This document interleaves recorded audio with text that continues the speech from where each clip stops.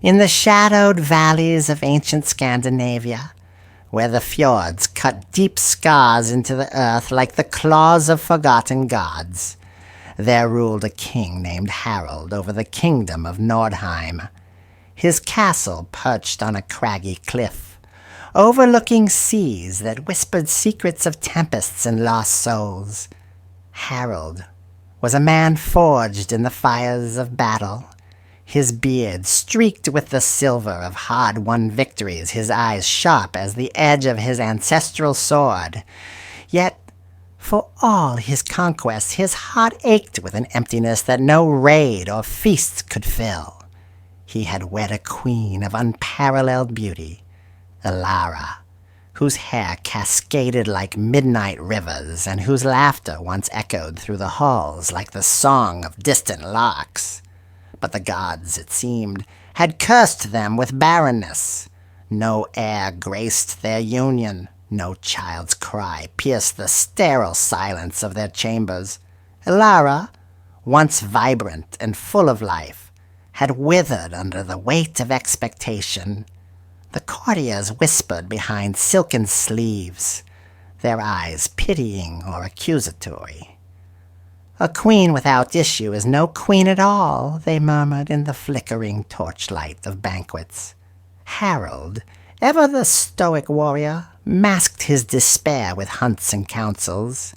But at night, when the wind howled through the stone corridors, he would hold Elara close, their shared silence a heavier burden than any armor. She wandered the castle gardens often, seeking solace among the thorns and blooms that thrived where her womb could not.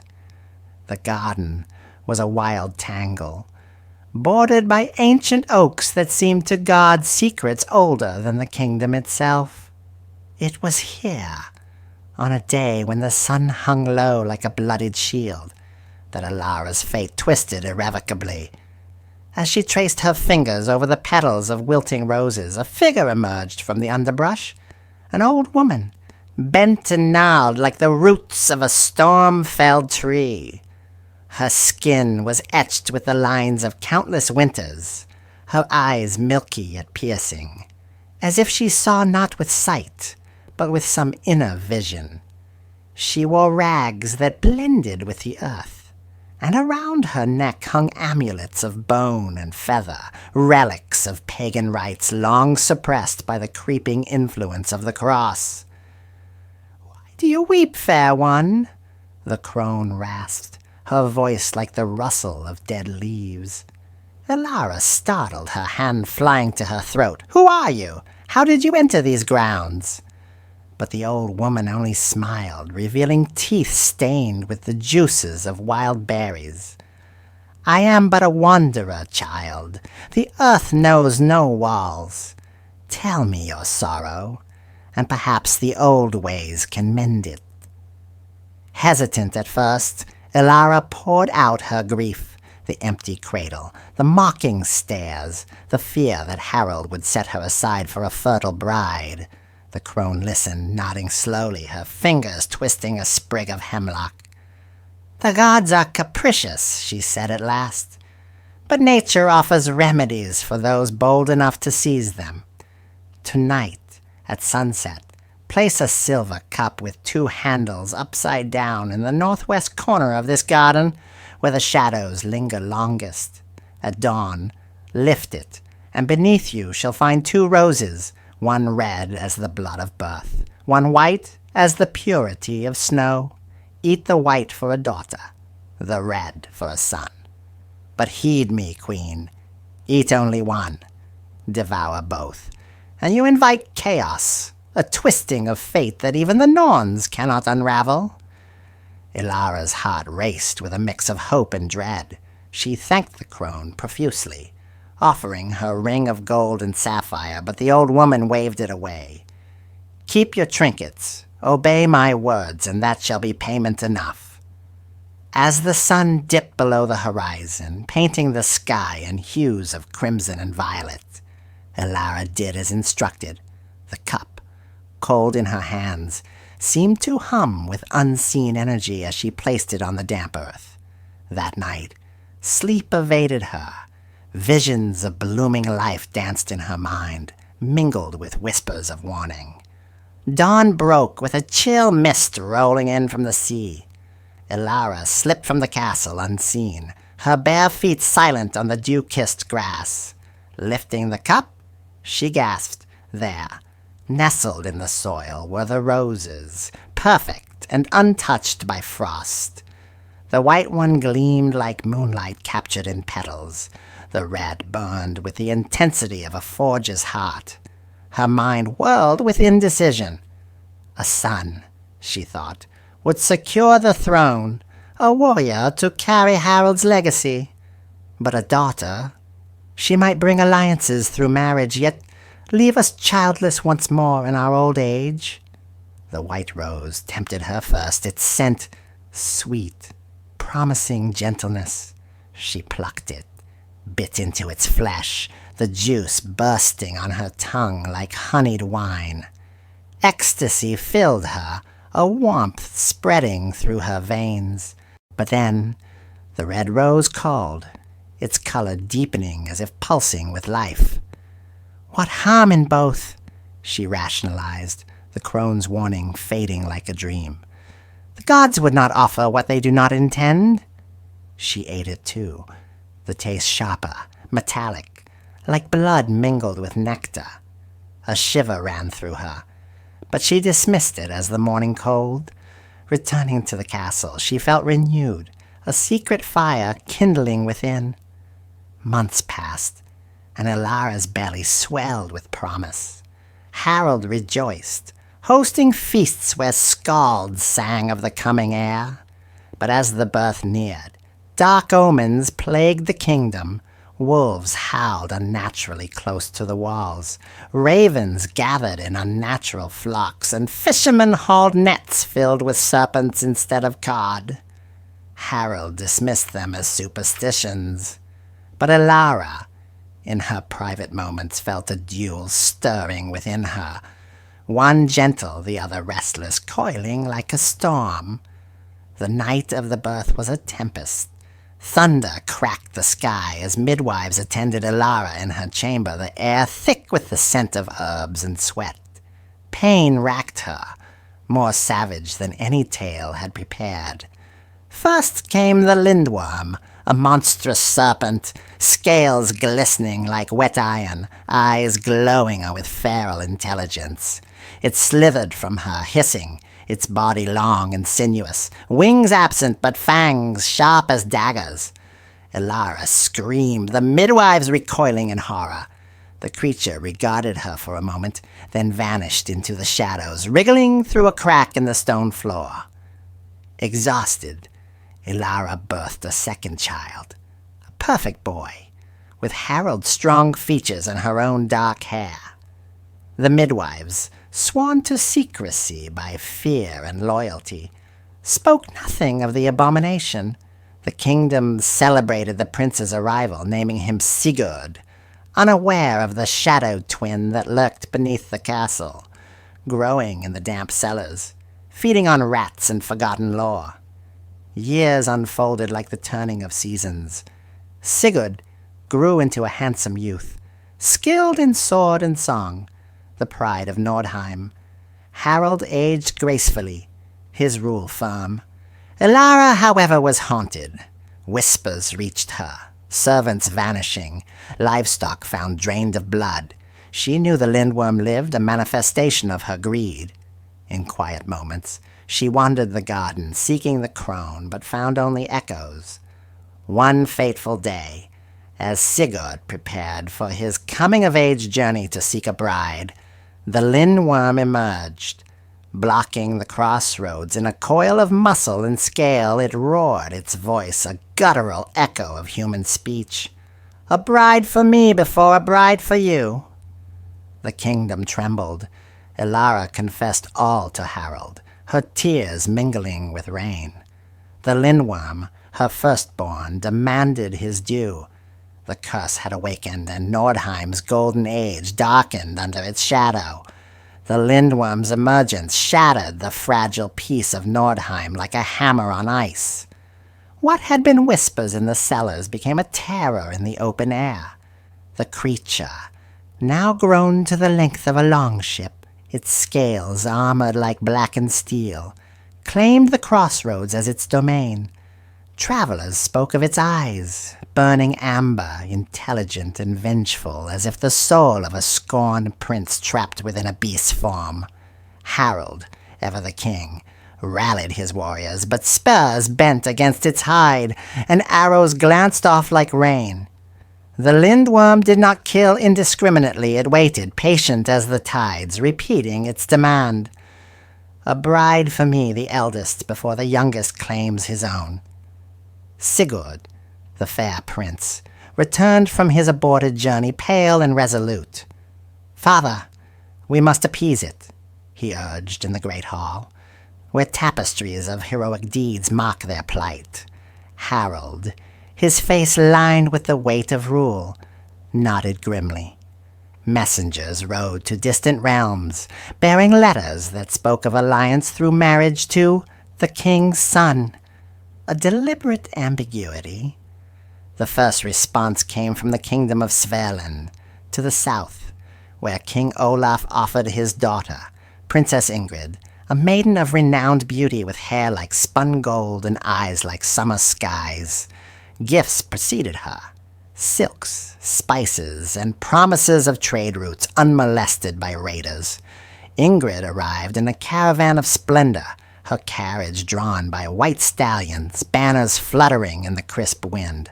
The castle feasted in her honor, mead flowing like rivers, skalds weaving tales of eternal love. But Elara watched with a mother's dread, her secret gnawing at her like the Lindworm's fangs. Ingrid, innocent and eager, was kept from the truth, her days filled with tours of the gardens and whispers of Sigurd's charms. Yet, on the eve of the wedding, as maids braided her hair with pearls, Ingrid sensed the unease, the averted eyes, the hushed conversations. The ceremony unfolded in the grand hall, torches casting long shadows that danced like omens. Ingrid stood radiant in a gown of ivory silk, embroidered with runes of protection. At her side appeared not Sigurd, but the Lindworm slithering forth from the antechamber, its form coiled in mock elegance. Gasps echoed. Ingrid's scream pierced the air. "What monstrosity is this?" she cried, backing away. Harold's voice boomed. "This is your bridegroom, the eldest prince." The Lindworm's eyes fixed on her, almost sorrowful, but hunger gleamed beneath. The priest, trembling, uttered the vows, binding them in a farce of matrimony. That night, in the bridal chamber, a room of stone and fir, lit by a single hearth, the Lindworm claimed her. Servants heard cries, then silence. Dawn revealed the chamber empty save for the Lindworm, sated and slumbering, bloodstains marring the sheets.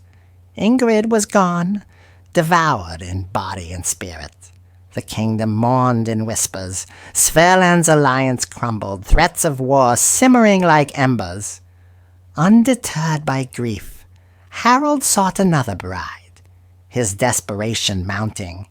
Sigurd, torn between pity for the victims and resentment toward his shadowed brother, pressed for solutions, wizards, seers. But none dared confront the beast. The second princess came from the icy isles of Frostheim, Astrid, daughter of Jarl Magnus.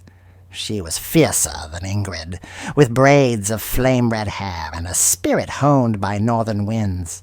Her arrival was marked by storms, as if the gods protested. Feasts were subdued, the air thick with foreboding. Astrid, unlike Ingrid, sensed the deception early. In the gardens, she confronted Elara. "Why do the people look at me as if I marched to my grave?" Elara, tears welling, confessed fragments, the curse, the Lindworm's right. Astrid's eyes hardened. "I am no lamb for slaughter, arm me." But Harold forbade it. The Lindworm's wrath would consume them all. The wedding mirrored the first, splendor, masking horror. Astrid faced the Lindworm with defiance, a hidden dagger in her sleeve. "Beast," she spat, "you shall choke on my bones!" The chamber that night echoed with struggle, hisses, thuds, a final guttural roar. Morning found the Lindworm alone, Astrid's dagger embedded harmlessly in its scale, her essence absorbed. Frostheim declared enmity, borders tensed with scouts and skirmishes. The Lindworm grew bolder, venturing from the crossroads to the castle grounds, its presence a constant reminder.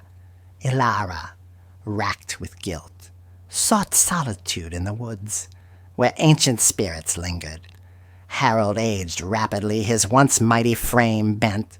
Sigurd, in private, raged. "This monster is my brother, a thief of lives!" The kingdom's prosperity waned. Trade halted, fields lay fallow under fear's shadow. In desperation, Harold turned to his own people. A shepherd, old and weathered, lived on the fringes with his daughter Leora, a girl of quiet strength raised amid sheep and storms. When the king's men came, offering riches for her hand, the shepherd refused. "She is my light in twilight years." But royal decree prevailed. Leora was torn from her home, her father's pleas echoing in the wind. Leora had always known the wilds better than the warmth of hearths. Born under a blood moon in a humble cottage nestled against the whispering pines, she grew amidst the raw pulse of nature. Storms that rattled the thatch, wolves that circled the flock, and the endless cycle of birth and death among the sheep. Her mother had perished in childbirth, leaving her father Gunnar to raise her with calloused hands and stories of old gods. Leora was no fragile bloom. Her frame was sturdy, honed by labor, her hair a tangle of earth-brown waves, her eyes deep pools reflecting the fjord's mysteries. She mended fences, sheared wool, and tended wounds with herbs gathered under moonlight. The villagers called her wise beyond her years, a healer with a touch that soothed beasts and men alike. When the king's summons arrived, it shattered their world like lightning cleaving an oak. Gunnar's face paled as the herald read the decree. Leora was to wed the Lindworm, her life traded for the kingdom's fragile peace. "No!" Gunnar roared, his voice cracking. "She is all I have!" But the gods, armored and impassive, seized her. Leora did not fight. She kissed her father's weathered cheek, whispering, "The fates weave as they will. I will endure." As the carriage bore her away, the woods seemed to mourn, branches clawing at the sky. At the castle, Leora was thrust into a whirlwind of preparation. Maids bathed her in scented waters, combed her hair with ivory, and draped her in silks that felt alien against her skin. Whispers followed her, pitying glances from servants who knew the bride's fates. Ilara approached her in the solar, her queenly poise cracked by remorse. "Child, forgive us," she murmured, pressing a vial of poison into Leora's hand. "End it swiftly if you must." Leora refused, her gaze steady. "I will face what comes with open eyes." Despair gnawed at her as the wedding loomed. That evening she slipped into the woods, the same tangled expanse where Ilara had met the crone years before. Tears streamed as she wandered, briars tearing at her gown. "Why me?" she cried to the encroaching dusk. From a hollow oak the old woman emerged, the same witch, unchanged by time, her presence like a root unearthed. "Why so sorrowful, lass?" she crooned. Leora spilled her tale. The Lindworm, the devoured bride's, her impending doom. The crone's eyes sparkled with ancient cunning.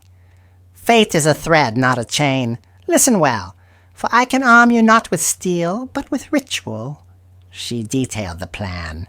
10 snow-white shifts, a tub of lye from wood ash, another of fresh milk, and whips, as many as a boy could carry. When the beast bids you shed a shift, command it to slough a skin. Repeat until its layers are shed. Then whip it with lye-dipped lashes, bathe it in milk, and hold it close, even if revulsion churns your soul. Leora shuddered at the intimacy, the vulnerability. Why this madness? The crone smiled enigmatically. The Lindworm is curse incarnate, born of greed. Only through pain and tenderness can the human within emerge. Trust the old ways, child. They endure when kings fall. Returning fortified, Leora demanded the items. The courtiers scoffed. Peasant folly! But Harold, desperate, complied. The wedding dawned under leaden skies, the hall filled with reluctant nobles. Leora stood resolute, her gown a shroud of white. The Lindworm entered, its coils scraping stone, eyes locking on hers with a mix of hunger and curiosity. Vows were exchanged in hushed tones, the air thick with incense masking fear. As night fell, Leora prepared mentally, recalling the crone's words. The chamber awaited. A cavern of shadows, the tubs and whips arranged like instruments of torture. The Lindworm's presence filled the room, its breath hot and fetid. Thus began the vigil that would test her spirit. The bridal chamber loomed like a tomb, its walls of cold stone absorbing the faint glow of the hearth. Furs draped the bed, and the air hung heavy with the scent of pine resin and impending storm. Leora stood at the threshold, her heart pounding a rhythm of defiance and dread. The Lindworm slithered in behind her, its massive form filling the space, scales rasping against the floor like whispers of doom. The door sealed shut with a finality that echoed her fate. Alone with the beast, she turned to face it, her 10 shifts layered like armor, the tubs and whips within reach. The Lindworm regarded her, its amber eyes flickering with intelligence, a trapped soul peering from monstrous depths. "Fair maiden," it hissed, voice a gravelly echo of humanity, "shed a shift." Leora's hands trembled, but she recalled the crone's command. "Prince Lindworm," she counted steadily, "slough a skin." The creature recoiled, surprise rippling through its coils. "No one has dared command me thus," it snarled. "But I command you now," she replied, her voice unwavering. With a groan that shook the chamber, the Lindworm writhed, its body convulsed, scales cracking like dry earth. A long, iridescent skin peeled away, sloughing to the floor in a wet heap. Leora shed her first shift, laying it atop like a shroud. The ritual repeated, command, agony, shedding. Each time, the Lindworm's protest grew feebler, its form diminishing, revealing layers of vulnerability. By the 9th skin, it was a quivering mass, raw and exposed, no longer a serpent, but a grotesque amalgamation of flesh, pulsing with veins and sinew. Leora dipped the whips in lye, the caustic liquid steaming. With resolve born of survival, she lashed the form, each strike drawing hisses of pain. Welts rose on the pinkish hide, the air filling with acrid smoke. Then, into the milk she plunged it, the soothing liquid washing away the burns, revealing smoother contours. Finally, the hardest task, she dragged the mass to the bed, wrapping her arms around it. Revulsion surged, cold, slimy, the beat of a dual heart against hers. But she held firm, whispering words of compassion, tears mingling with sweat. As dawn's light filtered through cracks, transformation bloomed. The mass shifted, bones cracking into place, skin knitting into human form. Before her lay a prince, handsome as Sigurd, but marked by scars, eyes haunted by years of torment. He stirred, gazing at her with wonder. "You freed me," he whispered, voice hoarse.